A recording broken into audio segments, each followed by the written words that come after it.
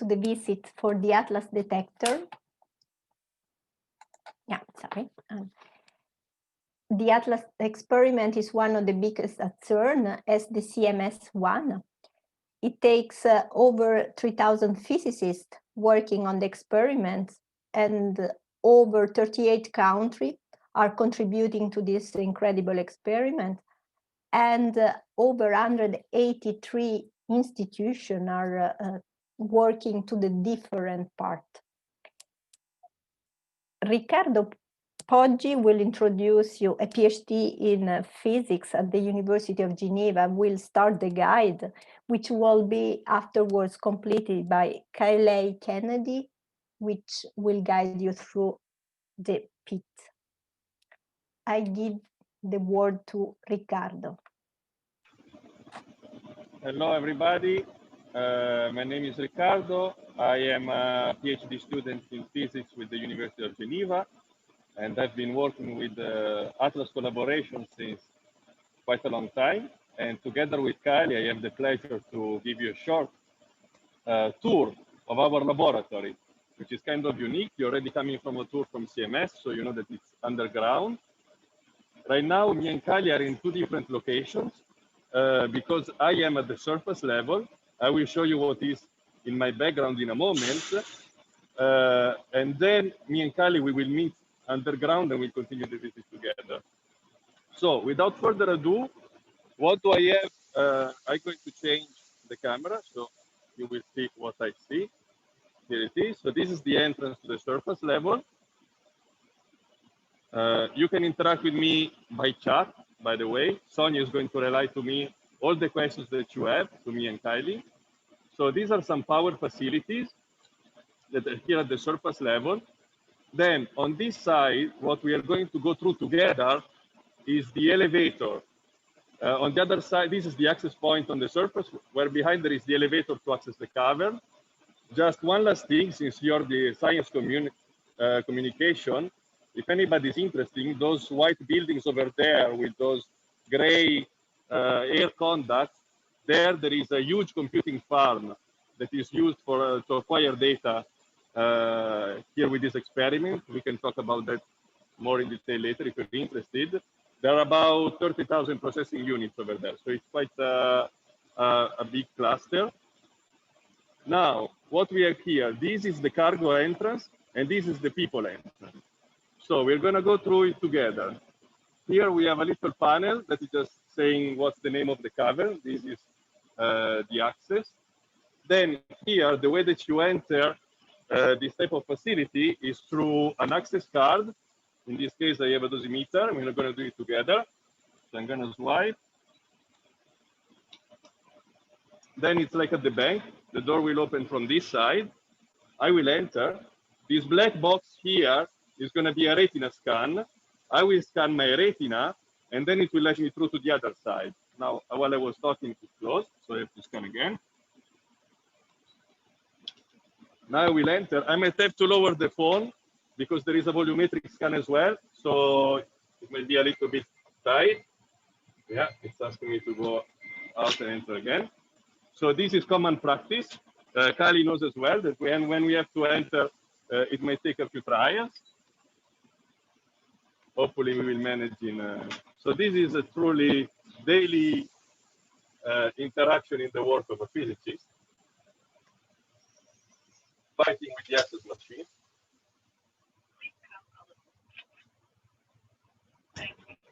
So I don't know if you heard, but the little black box gave me a thank you because I entered. Okay, so now I'm on the other side of the entrance. And on this side, which is a bit quieter, there is the elevator to access the underground cavern. Here, there is a little poster. I will not go into details because Kyle is exactly, she is gonna be at this height. So we're gonna give a visual on this, on the detector from this side. Now, I will call the elevator that right now you can see that it's at level -2.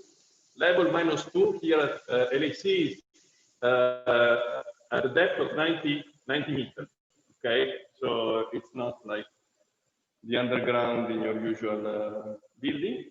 Now we call the elevator. You can see how long it takes to go up. I will not be able, you will not be able to come down with me because inside the elevator there is no Wi-Fi. So as I will enter into the elevator, I will lose the connection. Kali will pick it up, and then we will meet back down in the cavern where we have Wi-Fi again. Let me. So if anybody is taking time, this is how long it takes to go up and down in the cavern. And again, if you have any questions, Sonia is going to be very happy to read them and relay them back to us in the chat.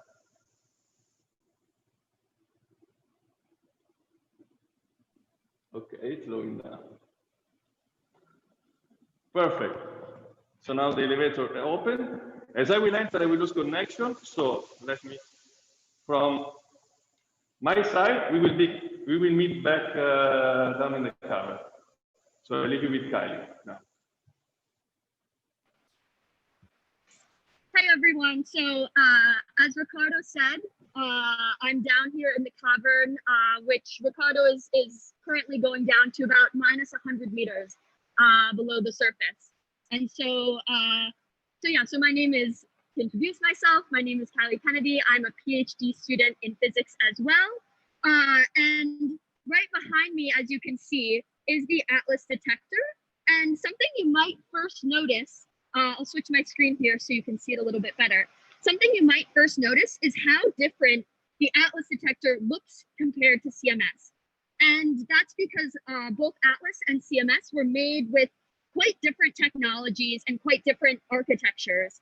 And so the way CMS was built is it was built at the surface and then lowered down in slices and then assembled underground in those vertical slices. They're kind of pushed together. However, ATLAS was built in a very different way. So people like to describe it as a ship in a bottle.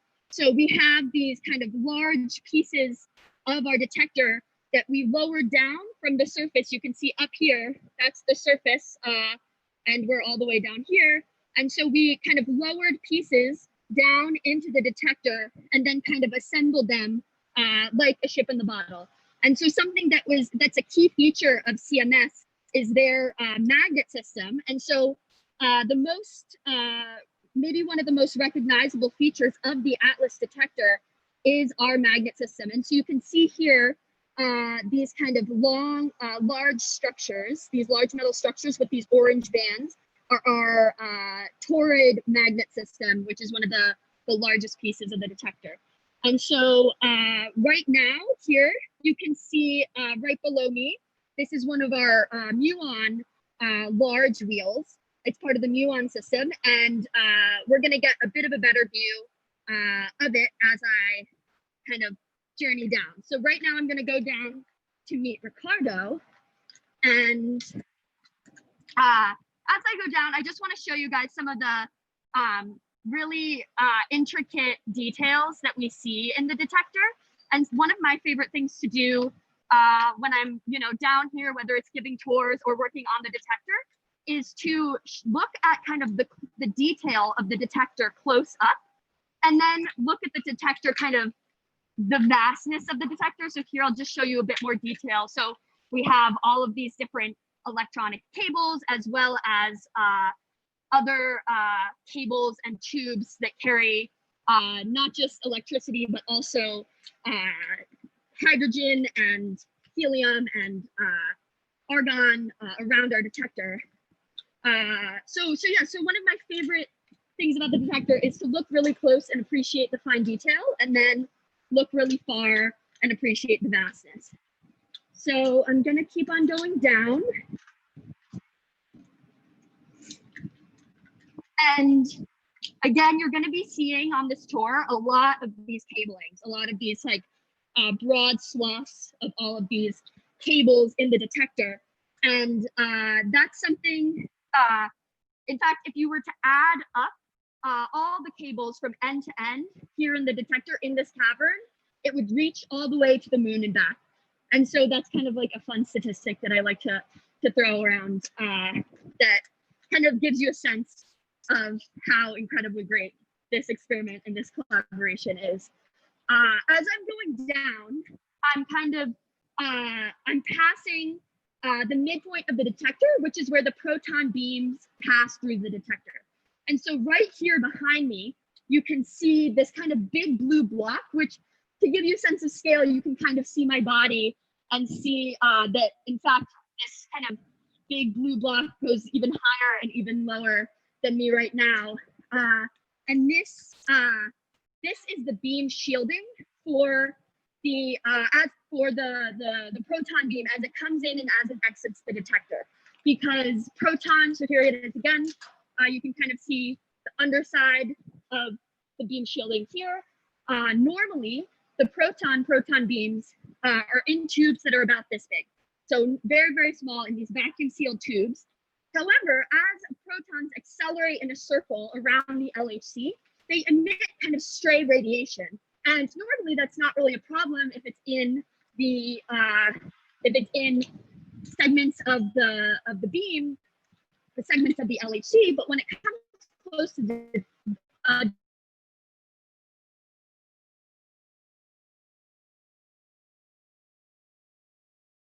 from the collisions themselves. So right now, I'm coming up. You can see Ricardo. Hi. And so here, as you may have seen from Ricardo's video, is a really great cross-section of the detector. I think we might be double. Okay. And so here is kind of the muon chambers that I showed you from above. Ricardo, Kelly, I have just a question. There is Eric who's asking if Atlas is a detector of LHC. You might want to make the connection between Atlas CMS and the other detector of LHC to explain a bit what is a detector and what is the function of the 4 big detector of the LHC tunnel. So Atlas is one of the 4 detectors on the LHC. Together with CMS, Atlas is one of the 2 general purpose, what we call general purpose detectors, in the sense that we observe these proton collisions and these heavy ion collisions, and we generally try to look for new physics of all different kinds. And we also have the 2 other detectors of the 4 at the LHC are LHCb and ELISE, which are slightly more specified and specialized. So LHCb focuses on the beauty and the charm quarks specifically, and ELISE is more specialized on heavy ion collisions. And so typically all 4 experiments can do very similar physics. However, LHCb, as I mentioned, and ELISE are slightly more specialized, and CMS and Atlas generally do the same kind of physics, even though their detector structures are very different. And so, so I hope that helped answer the question. I would also add, coming from an engineering background, that the LHC is the tunnel where the particles are accelerated, and they are made. So it's an accelerator, the LHC, while where the particles are detecting, are hitting each other, we have 4 detectors: Atlas, CMS, LHCb, and ELISE. This is the LHC. So LHC is to accelerate the particle. The collision happen at the detector spot, which are the 2 detectors that you met today, plus other 2. And Atlas is the only detector which is in the Swiss side. I guess the other 2 are in the French side. Am I right? I think LHCb might also be on the Swiss side. Yeah. But so as Sonia was mentioning, and the other request coming from Eric, each experiment, particle collide only of the detector. So LHC is made of two different, we need to explain really where the particles are going through the two tunnels of LHC and how they collide. Yeah. Would you like? So, I don't know which camera to speak. This one can see me. So, I guess this one. I see a weird delay. Sorry, there is a technical, I don't know. Can you hear me? Yes, perfectly. Yeah. Okay, so the LHC, everything starts from a bottle of hydrogen, okay? There is a bottle of hydrogen, this big. We use about a few nanograms of hydrogen per year, so a bottle is going to last for a long time. And hydrogen, it has one proton and one electron around it. We take the electron away, and what is left to us are the protons. We inject into a series of accelerators these protons. We inject about 100,000 billions of protons at any given time into this machine. Then these protons are accelerated, they receive higher and higher energy, and then they enter the LHC. The LHC is 27 kilometers long, and it's a collider. It's not just an accelerator. The acronym stands for Large Hadron Collider. Large is because of the size. Hadron is because there are hadrons inside, the protons. It's a technical word for physicists. And there it collides them. So there is one beam that goes clockwise, the other one goes counterclockwise, and then the two beams are met at the 4 points, and in those 4 points there are the caverns where we have built a detector. Okay, so it's a collaboration of many things. There is the LHC, which is one collaboration, which provides the collision, and then there are the physics experiments that this is a detector, this is a big, big, big detector. It's as big as half of the volume of Notre Dame de Paris and weighs as much as the Eiffel Tower, because maybe you already told them. And this detector is meant to see the collision of these proton-proton things. When a proton meets with another proton, all the energy that we gave to these particles went into the production of new particles that are going to go all around it. And this is why we have this big detector. And I can also show you a little bit if I turn the camera. So you remember that Kylie showed you the blue thing, the blue shield. That is exactly the middle.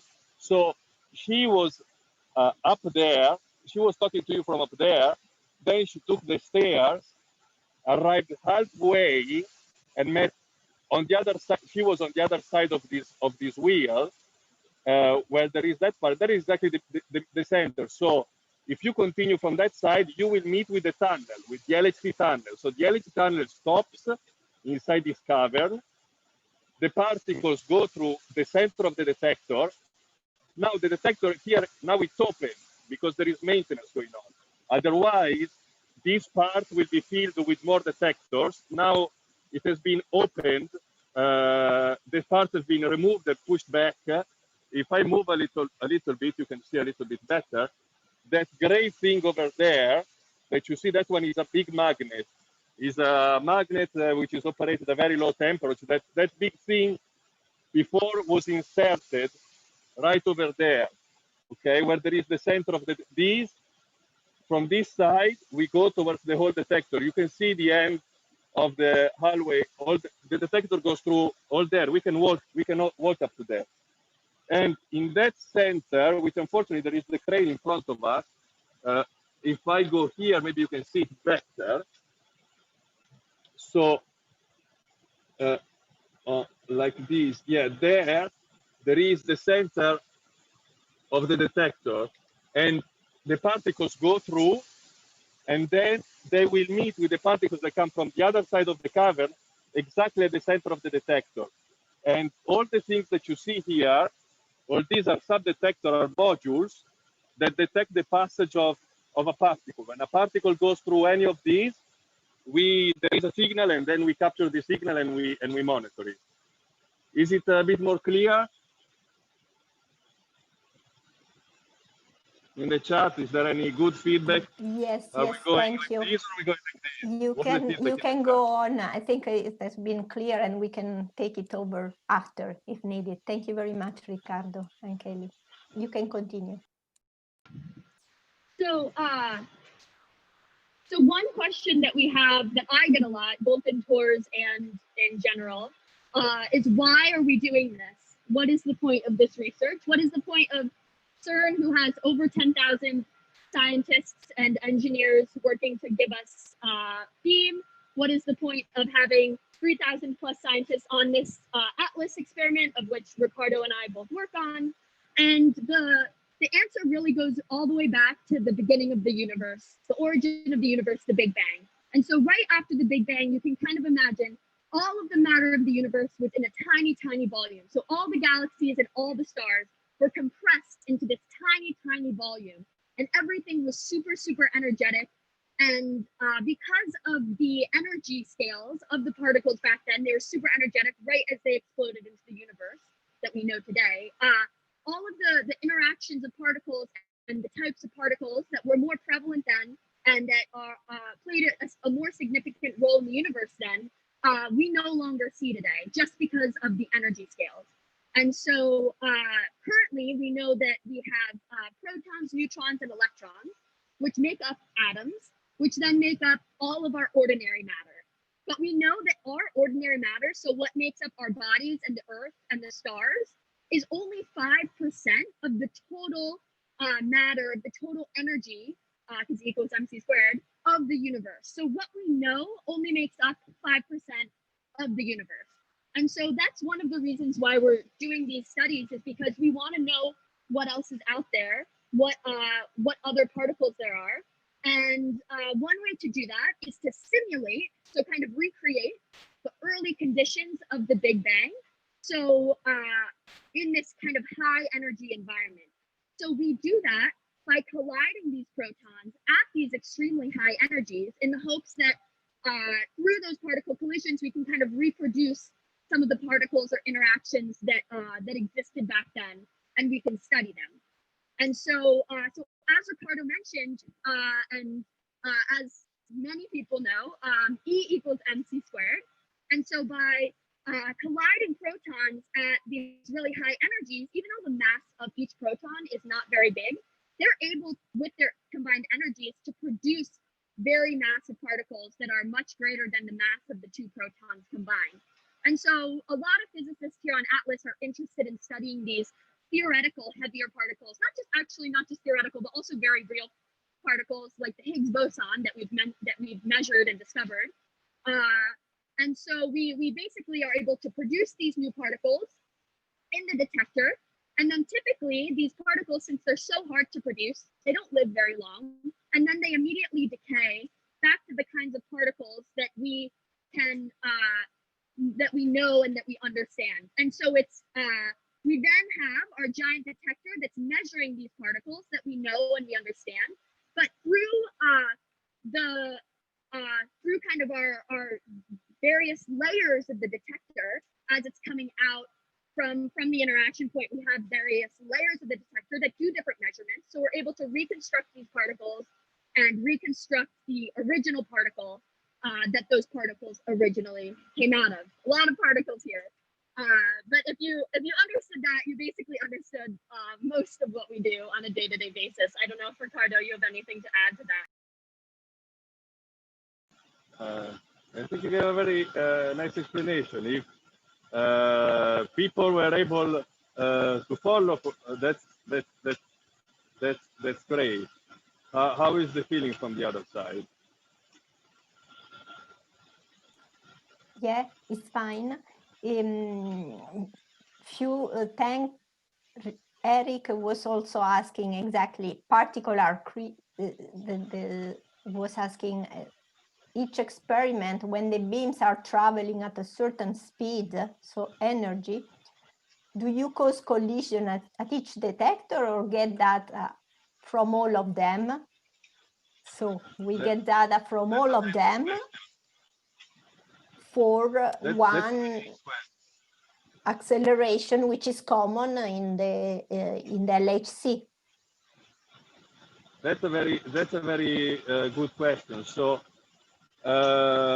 among the many numbers that I mentioned is that in the beam there are billions and billions of protons, and these protons travel, and every time that they cross the beam from the other side, of these billions of protons, only a few interact, about 30 or 40. So if every time they interact on the billion, so there are, as I said, more than thousands of billions of protons, we have 40 that interact, which means that the beam crosses, we have 40 interaction, and then it continues, and then it crosses again on where there is the other experiment. So all the experiments, they see independent events of independent collisions. Now, how often do we have these collisions? Well, we have these collisions every 25 nanoseconds, which means that we have this collision 40 million times per second. At this high rate, and this is very important, this is one of the achievements of the LHC machine, at this very high rate, after a while, the intensity of the beam, let's call it like this, how many protons there are in the beam is going to slowly decay, and after, it depends on the operation, 8, 10, 20 hours, if it's a good run, we stop the beam and we re-inject and restart again. Thank you for the question.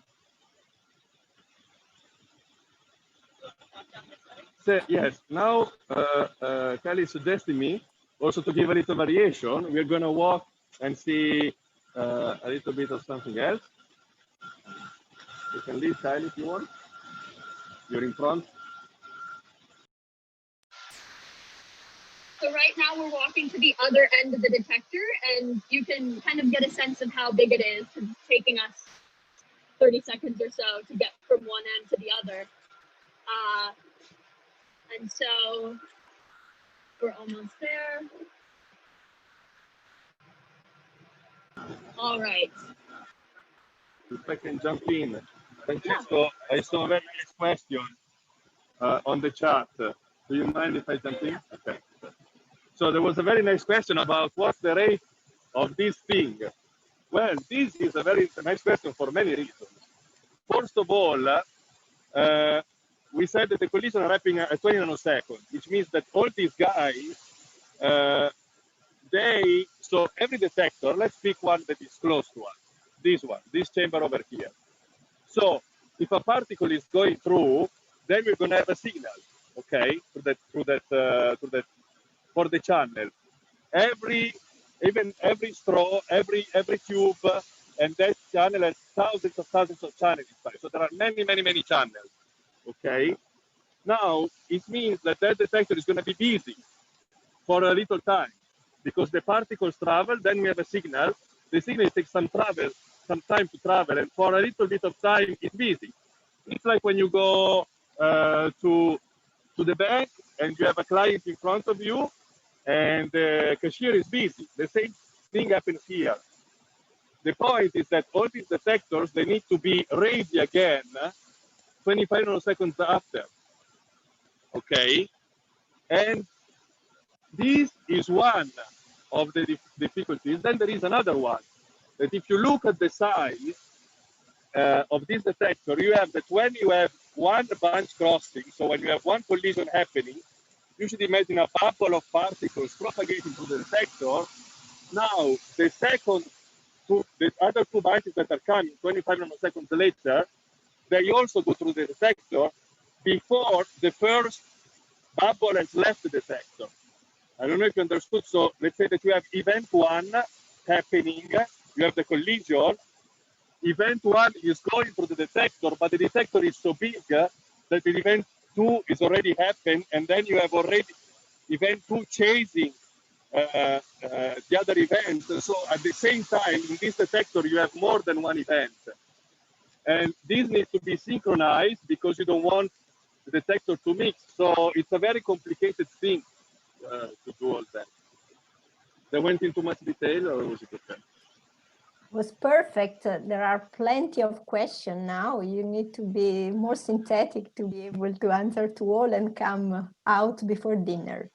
So let's go to the next from Anirban. How much data do you require to make any sense of experiment? That question, I'm not sure I understand. Neither. Yeah. In the sense, how much data do you require so that an experiment is fruitful? That's probably what you want to know. Okay. So this is not talking about these data, because every event is 1.5 megabytes, and we are writing about 1.5 gigabytes per second, which is a lot, okay? The collisions are happening at 40 megahertz, and there is a system that's going to take the rate down from 40 megahertz to the equivalent of 1.5 gigahertz. So 5 orders of magnitude are going to be lost. Those are events that are discarded forever. Then you have the events that are recorded. Sorry, I'm going long. Of these events, you need a lot. And when you are there, you need even more. Kylie, you want to say something?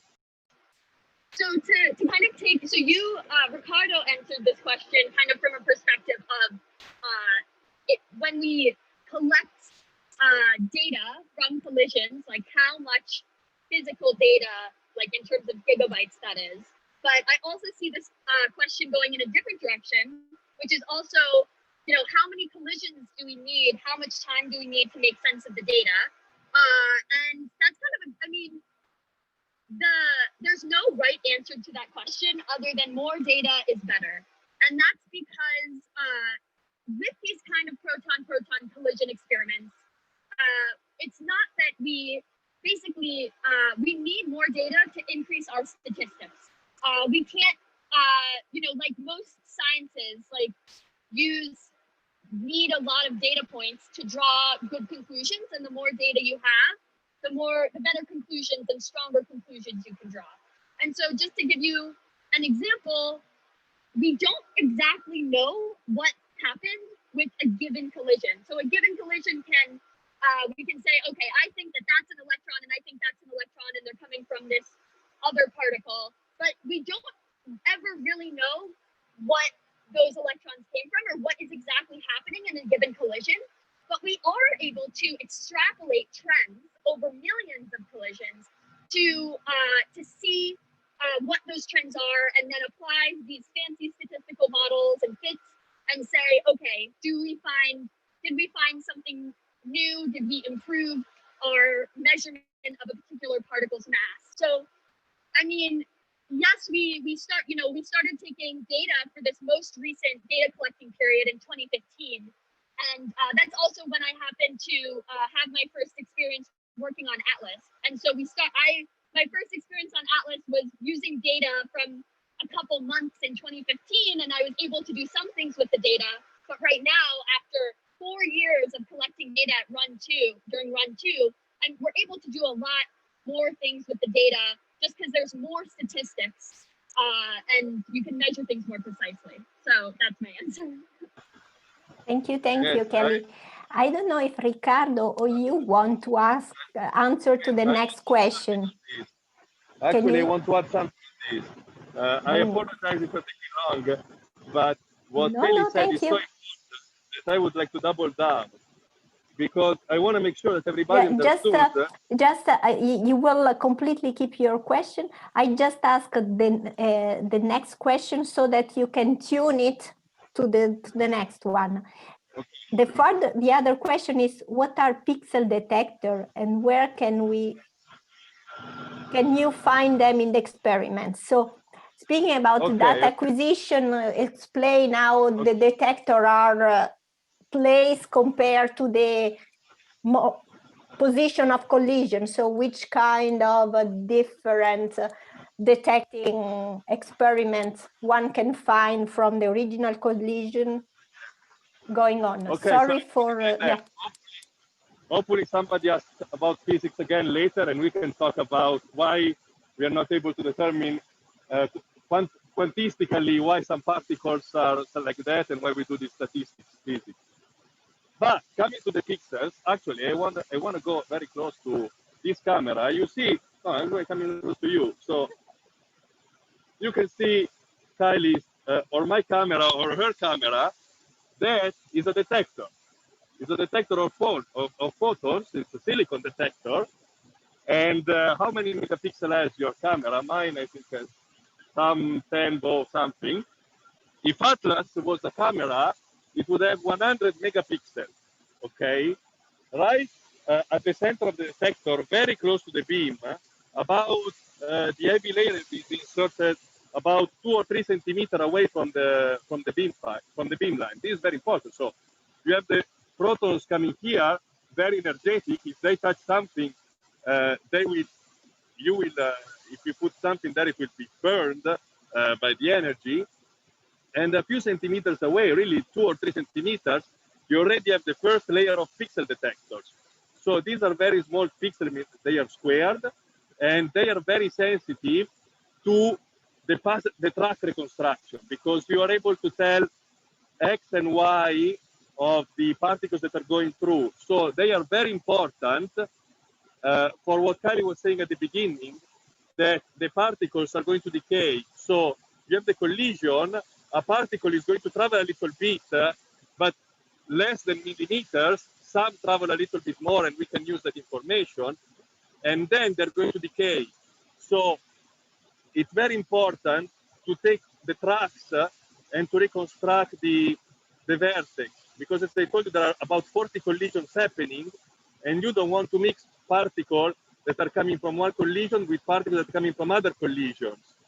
And this is very important. And this is the resolution of the detector. And currently, Atlas is able to go at the most about maybe 50 or 80 collisions. And for the future, we are trying to go at about 200 collisions happening at the same time, just because we are able to acquire more data, because every collision is an event. And this is a challenge for the detector. Okay, that's too much. There was another. So I just saw the other question in the chat, which is how often do you run the collision or run the experiment?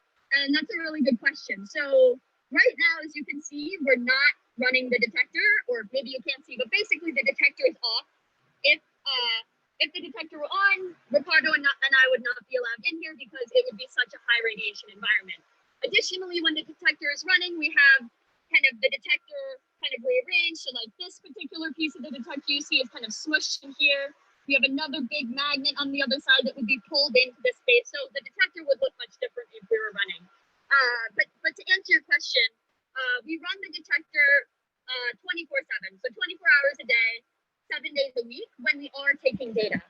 And so for the last run, we are taking data from 2015 to 2018.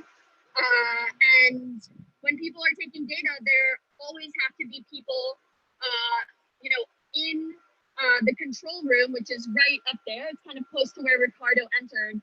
So 24/7, there are at least 7 or 8 people constantly and continuously monitoring the detector while we're taking data. Kind of different people have different areas of expertise and different specializations for the different kind of subsystems of the detector. So we have one for tracking, which Ricardo just explained. So that's the pixel detector is part of the tracking system.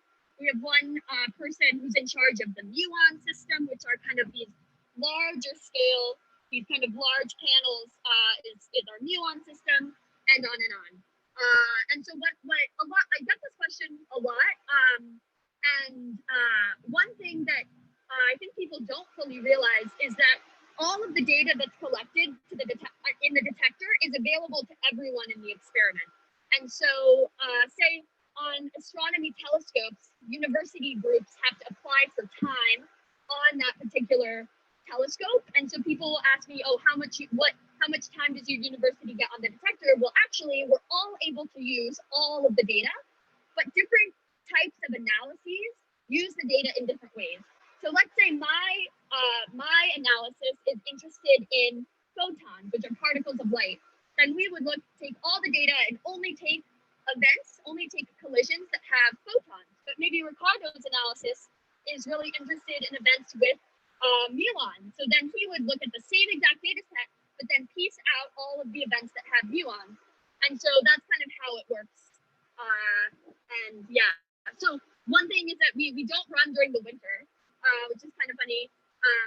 because the electricity bill for the LHC for the proton beams goes up astronomically because it's so much colder here in Geneva.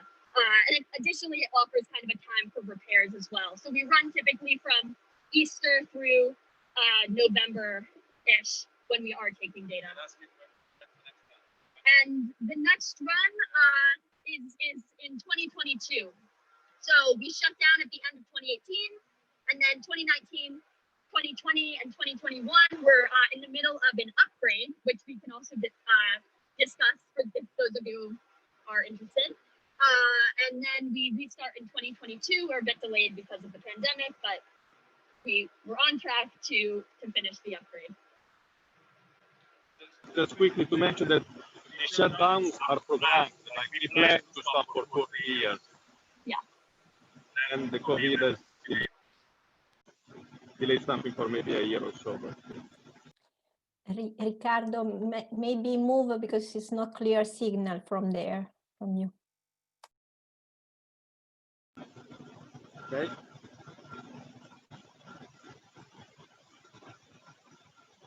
So up there, that is the shaft where we have the surface, because all this detector has been built, and as you can see, the detector is bigger than the hole on the ceiling, which means that all these components have to be sent down one by one in parts and then assembled down here. So usually we say like a ship inside the box.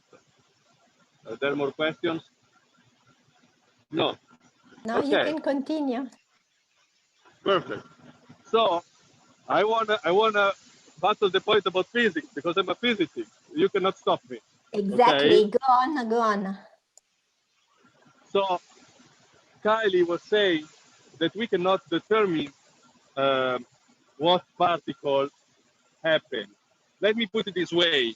We do not know which event had an Higgs boson inside. This is impossible because of quantum physics. It's not that we are not good enough. Quantum physics is not going to tell us which event is an Higgs boson and which event is what we call background. So an event that has the same signature. So the Higgs boson, I'm just saying a particle, I suppose everybody at least know the name, is going to decay and produce even particles. But it's not the only particle that can do that. There are other particles. Now, we register only the end result.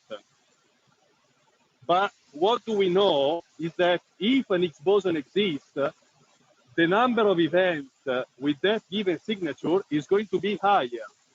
This is why what we do here is a statistical study. So we are going to collect all that statistics, and if we see more events than what we expect if there wasn't an Higgs boson in the world, then we are able to claim the discovery. And the more data that we have, the better are we able to measure things. So the better also we able to say if there are other particles or not, exclude the existence of other particles or not. This is why it's very important to acquire a lot of data, and why, as we are going for the future, we are planning to gather more and more data. So in the last, I don't know, year or two of LHC running, Atlas acquired the same amount of data that was acquired in the first 3 years, and so on. So we are acquiring more and more data, and this is the ramp up of the machine that was programmed. And these are also the schedule when we stop for a few years for this reason.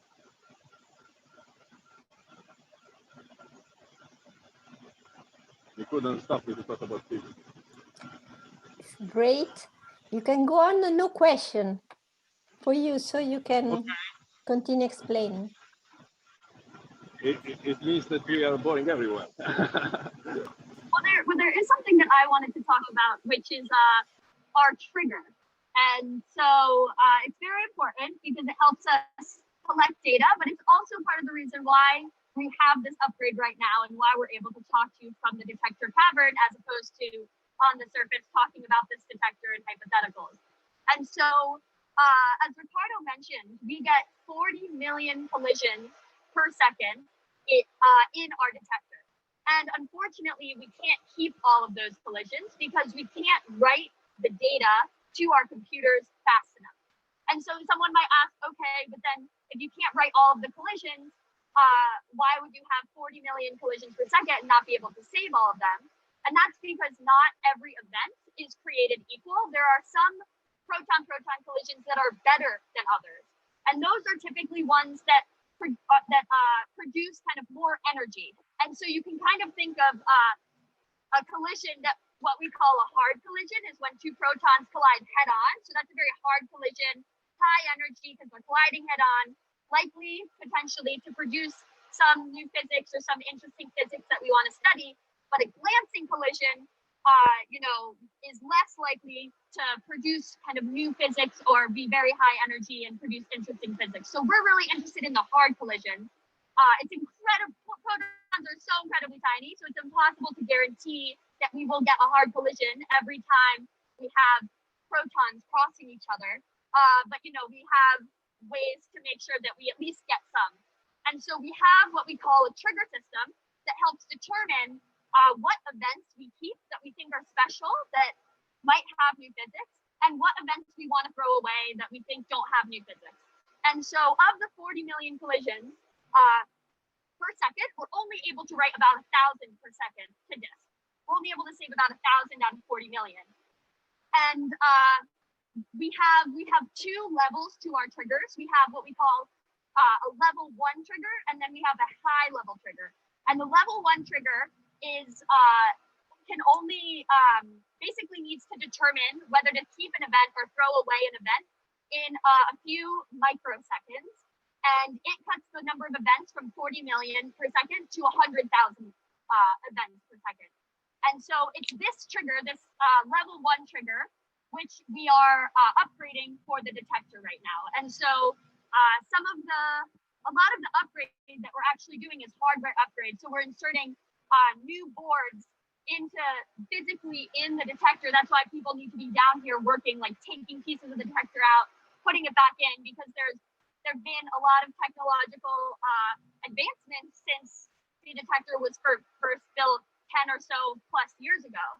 And so it's with these kind of improved electronics, improved detecting systems themselves, that we're able to basically improve the way we determine whether we want to keep an event or throw it out, because we haven't found any new fundamental particle. We have found new particles, but we haven't found a new fundamental particle since 2012 with the discovery of the Higgs boson.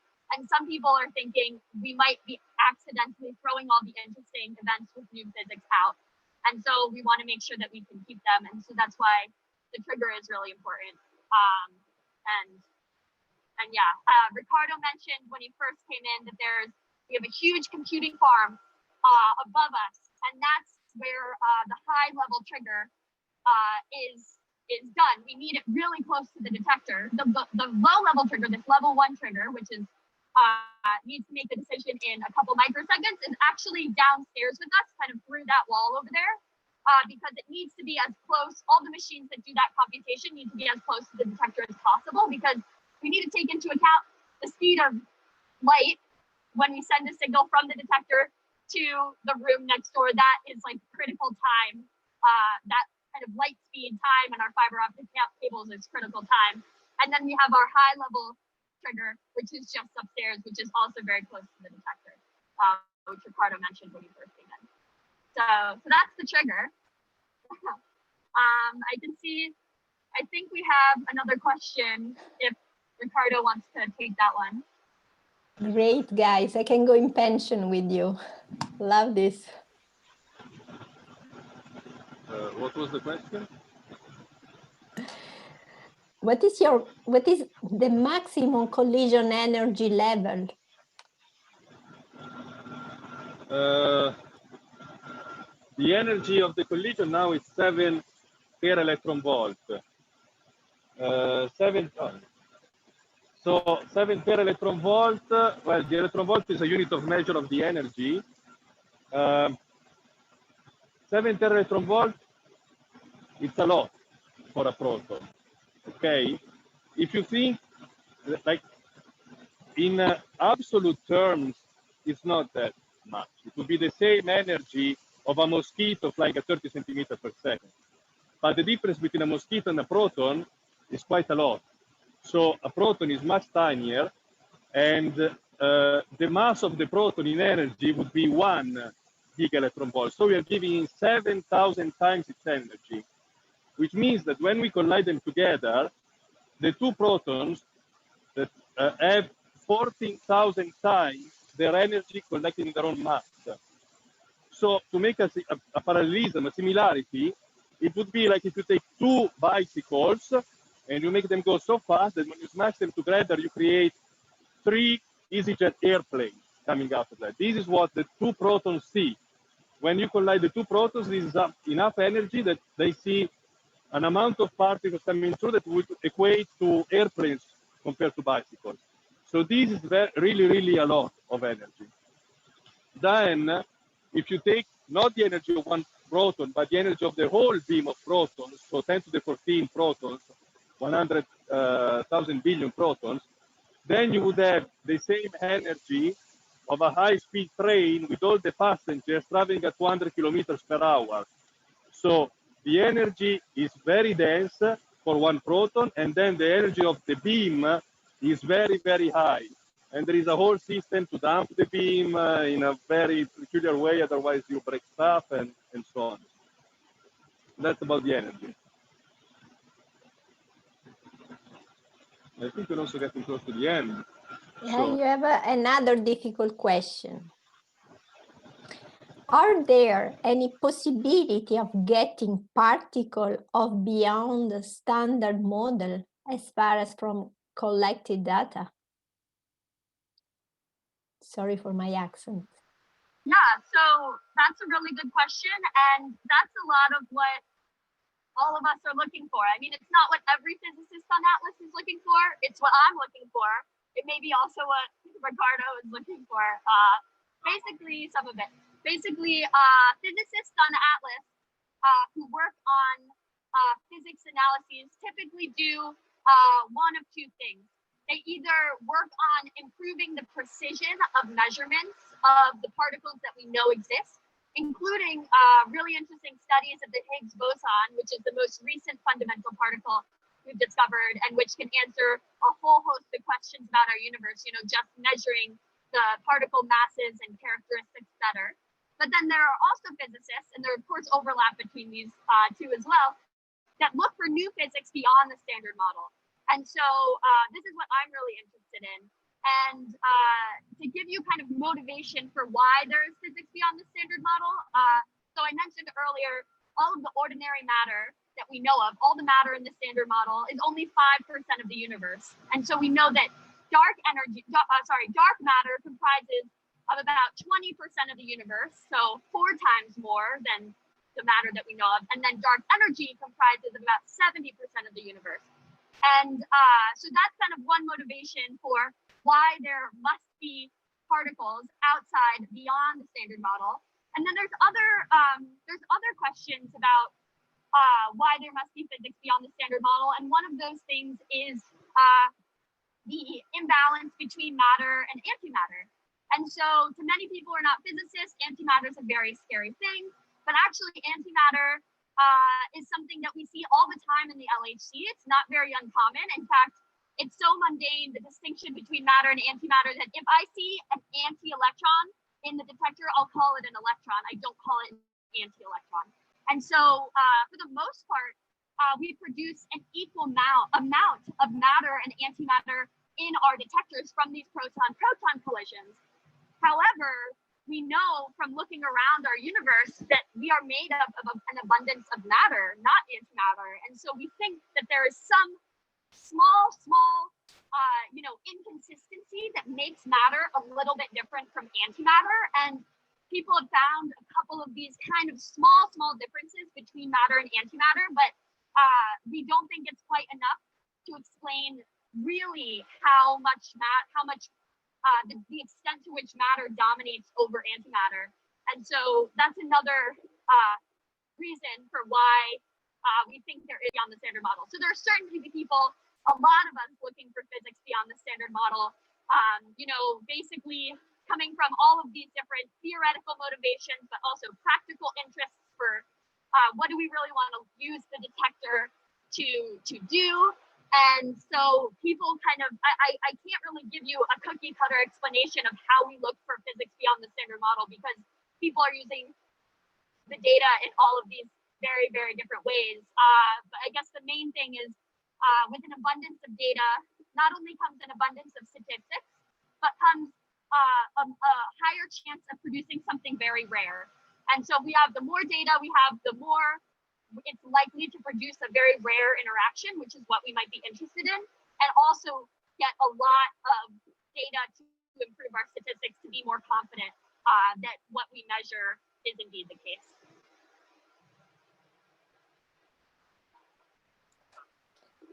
Super question. Have you found any supersymmetric particle? We will not say to anybody if you tell us you did. But it's coming from Eric. I wish I could say that I knew more.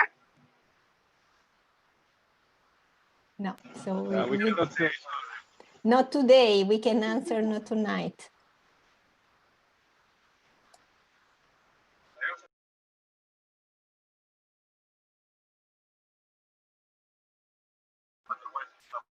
Yeah. So I think this might be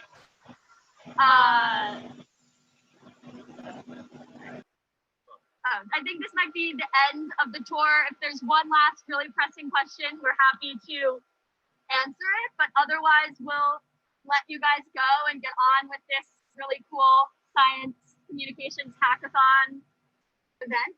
Are there any last final questions? Otherwise we'll let you guys go. I have a question for you too. Can you stand close so that I can do a print screen of you? Sure. How's this?